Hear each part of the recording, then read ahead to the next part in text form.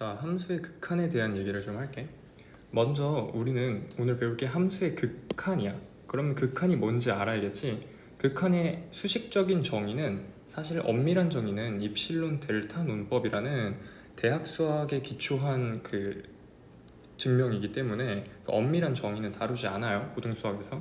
그럼 우리는 이 극한을 어떤 식으로 생각하고 있으면 되냐면 한없이 가까이 갈 때 목적지 요 정도로만 알아두면 돼요. 이 정도 개념이야. 우리의 결국 함수의 목적지 같은 느낌이에요. 좀 수학적으로 얘기를 해볼게 이제. 자, 어쨌든 파트 자체가 함수의 극한이니까 우리 함수를 하나 예시로 설명을 하는 게 괜찮겠죠. 어떤 함수를 가져올 거냐면 우리 잘 알고 있는 1차 함수 하나 가져봅시다. y는 x 플러스 2라는 1차 함수 하나 가지고 올 건데 이 1차 함수에 어떤 값에 대한 극한을 얘기할 거냐면 x는 1일 때 y는 3이겠죠. 그럴 때 내가 이 1이라는 극한에 대한 얘기를 좀 해볼게. 극한은 한없이 가까이 갈 때 목적지라고 했어. 이걸 좀 자세하게 얘기하냐면 x가 함수에서 x가 뭐 1에 한없이 가까이 간다고 생각을 해봅시다.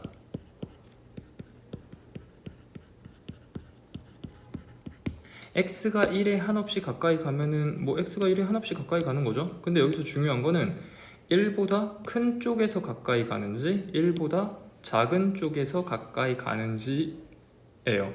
근데 요 명칭 따로 있어요.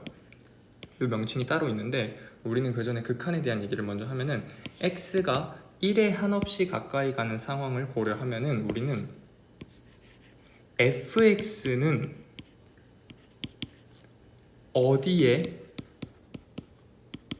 어디로 한없이 가까이 갔냐?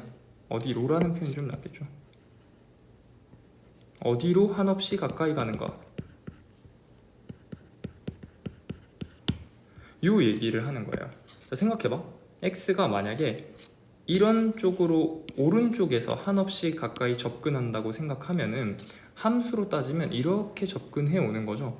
이렇게 접근해 오다가 1에 한없이 가까이 가니까 결국 이 함수는 3이라는 목적지를 향해서 가는 거야. 마찬가지로 왼쪽에서 접근을 하셔도 아래에서 올라가는 거기 때문에 목적지는 3으로 동일해요. 그럴 때 우리는 목적지가 3이다. 즉 fx는 3으로 한없이 가까이 갑니다. 이렇게 얘기를 해줘요. 그쵸? 근데 요 목적지는 그러면은 쌤 극한에 대한 얘기는 결국 함수 값, 그러니까 함수의 y좌표에 대한 얘기네요. 거의 반은 맞고 반은 틀린데 어떨 때가 틀리냐면요. 얘가 만약에 중간이 여기 딱 1에서 구멍이 뚫려 있는 함수라고 생각을 해봅시다. 이 구멍은 어디에 메워져 있냐면 여기에 메워져 있어서 2라는 값을 갖는다고 생각을 해봅시다. 2라는 값을 갖는다고 생각해보면 이 함수를 내가 만약에 수식적으로 표현해주면 이렇게 표현을 해야겠죠. x 플러스 2이다. 어떨 때? x가 1이 아닌 모든 실수일 때. 근데 어디에서만? x는 1에서만 2라는 값을 갖는다. 요 구멍이 뚫려있는 요 이상한 함수를 내가 표현한다면, 수식적으로 표현한다면 이렇게 표현할 수 있고, 얘도 극한에 대한 얘기를 해볼 건데 똑같이 x가 1에 한없이 가까이 갈 때 fx가 어디로 한없이 가까이 가는지를 생각해보면 똑같아요. 목적지는 3이야. 그죠? 목적지는 3이기 때문에 이 함수도 목적지가 3이다 라고 얘기할 수 있는 거예요. 그죠? 하지만 함수 값은 x는 1에서 2라는 함수 값을 가지겠지. 즉 목적지랑 함수 값은 언제나 같지 않아요. 그러면 자꾸 목적지라고 하는데 수학에선 이 목적지를 뭐라고 부르시냐면 그게 바로 극한 값입니다. 따라서 일반적으로 함수 fx에서 어떤 함수 fx에서 사실 함수는 f라는 말이라고 해야 되긴 하지만 함수 f에서 x 값이 a에 한없이 가까이 갈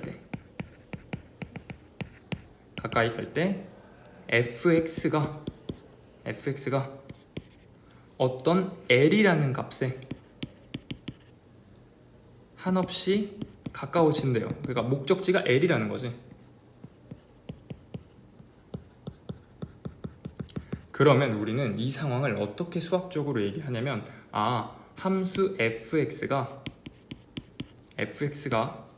l의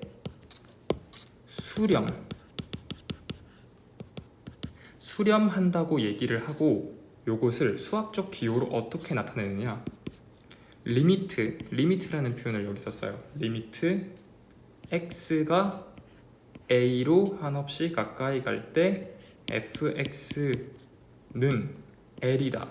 요런 표현을 써요. 그러면은 우리는 이 l이라는 값을 뭐라고 부르느냐, 아까까지는 목적지라고 했지만 얘를 극한값 또는 수렴값 또는 극한이라고 합니다. 됐죠? 그러니까 만약에 이 극한값의 독특한 점은 만약에 함수가 구멍이 뚫려 있어도 극한값은 존재할 수 있다는 거예요. 그지? 그러면은 정확히 이 함수의 극한값이 존재하는 상황을 수학적으로 어떻게 수학적으로 그 존재성을 보여줄 수 있는가라는 얘기는 말했죠. 정확한 정의는 입실론 델타 논법을 쓰지만 그래도 고등수학 내에서 할 수 있는 그나마 괜찮은 방법이 있어요. 뭐냐면 아까 말했죠. 1에 한없이 가까이 갈 때 1보다 오른쪽에서 한없이 가까이 가냐 왼쪽에서 한없이 가까이 가냐를 구분 지을 수 있어요. 그 구분 지은 걸 우리는 뭐라고 부르시냐면 x가 지금 위 그래프를 예시로 들면 x가 1보다 큰 쪽으로 간다.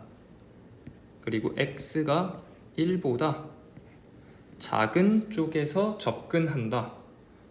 이런 상황을 이렇게 표현하고요. 얘네들은 각각 오른쪽이니까 우극한, 왼쪽이니까 좌극한이라고 해요. 따라서 우리는 어떤 결론을 내릴 수 있냐면, 생각해봐. 내가 극한값이 존재하지 않는 케이스도 하나 보여줄게요. 어떤 함수가 극한값이 존재하지 않는 케이스냐면요, 이런 케이스야.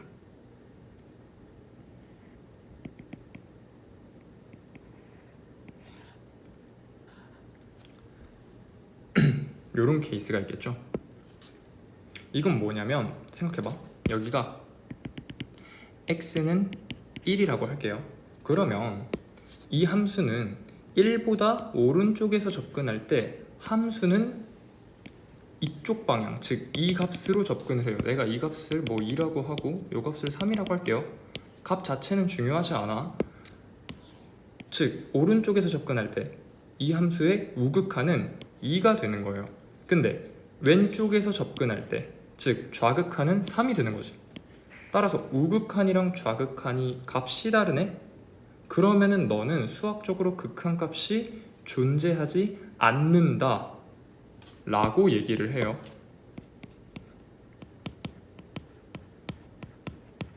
극한값이 존재하지 않는다. 하지만 착각하지 말아야 될 점, 우극한과 좌극한은 존재해요. 얘네들은 있어. 하지만 극한값이 존재하지 않는 거예요. 따라서 우리는 제일 중요한 거 결론. 수학적으로 극한값이 존재한다 는 수학 기호로 이렇게 쓰고요. 리미트 x가 어떤 a 값에 한없이 가까워질 때 fx라는 값은 l에 가까워집니다. 이 등식이랑, 자, 요거 고등학교 1학년 2학기 명제 시간에 배웠죠. 얘는 동치 조건이죠. 동치 리미트 x가 a 플러스 우극한이죠. 이 우극한 값과 좌극한 값이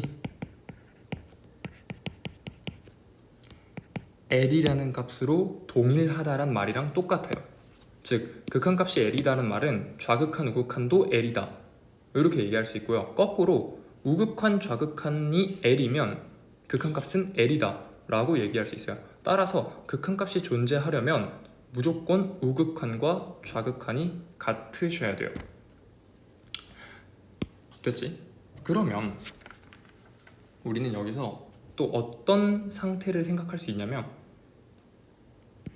이런 상태도 생각할 수 있어.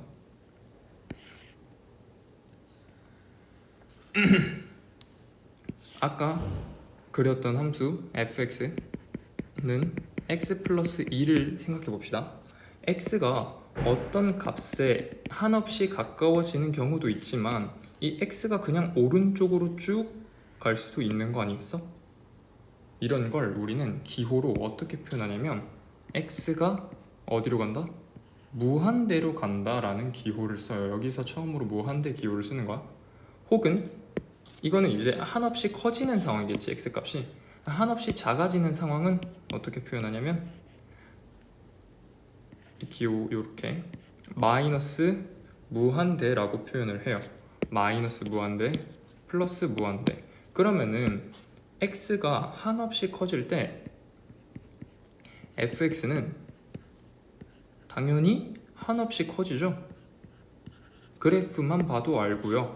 아니면 뭐 이거는 틀린 말이긴 해요. 왜냐면은 무한대는 기호야. 이건 실수가 아니야. 그리고 자세한 얘기하려면 좀 내용이 많아지니까 무한대는 기호이기 때문에 대입은 할 수 없지만 대입한다고 해도 무한대 플러스 2는 무한대예요. 이렇게 생각할 수 있지. 그러니까 fx가 무한대로 간다 이렇게 생각할 수 있어요. 그럼 거꾸로 x가 마이너스 무한대로 갈 때 fx는 당연히 그래프상으로 한없이 아래로 내려가니까 그래프상으로는 마이너스 무한대로 간다 라고 얘기할 수도 있고요.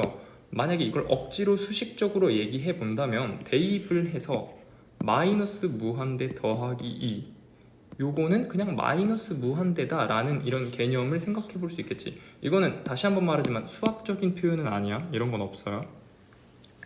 그지? 하지만 요거를 이런 식으로 이해할 수도 있다는 얘기야. 그럴 때 우리는 이 상황을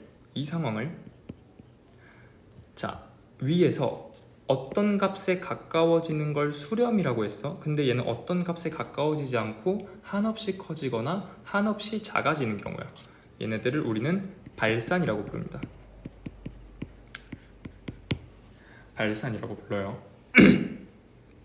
그지? 그럼 이렇게 질문할 수도 있어. 쌤, 그러면 함수가 발산하는 경우는 무조건 x가 무한대로 가거나 아니면 마이너스 무한대로 가거나 이 경우밖에 없겠네요. 발산하는 경우는. 그렇지 않아요. 우리 또 어떤 함수를 배웠었냐면